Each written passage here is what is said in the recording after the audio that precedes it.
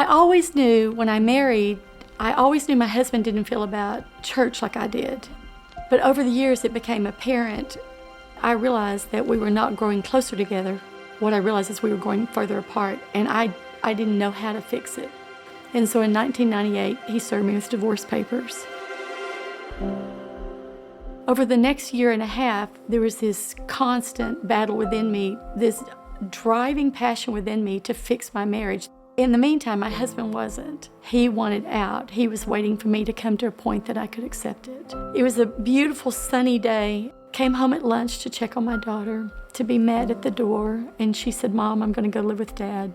Loaded her in the car and drove the mile to his house. As I drove away from her, and I've never forgotten this, I looked at the clock, and it was 12:35 p.m. exactly. And I said, "Lord, I've done everything I can do. There's nothing else I can do. You didn't make me strong enough. I don't want to be divorced. I don't want that label.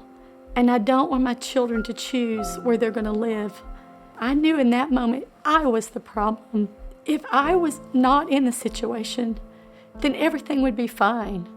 I said, "God, it's 12:35. At 1:05, I will be walking into the gates of heaven." I walked in the house. I picked up the gun. At that point, my daughter walked in the front door. I just quickly slid the gun under the pillow. She walked in the room and she said, "Mom, I'm not going to go live with Dad forever. I'm just mad at you." Again, I didn't say a word. I just stood there because I thought I need to now give her time to leave because the gun's ready. I just have to pull the trigger. And I began to realize after a few minutes that she wasn't going to leave, that this 1:05 time was going to go past.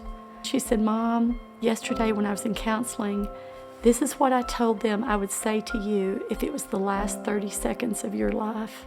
Mom, I told them you did everything you knew to be a great mom.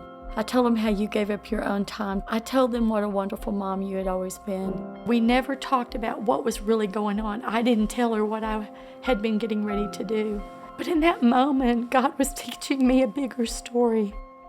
He was teaching me, "I know you've done all you can do, but my purpose for you is not done.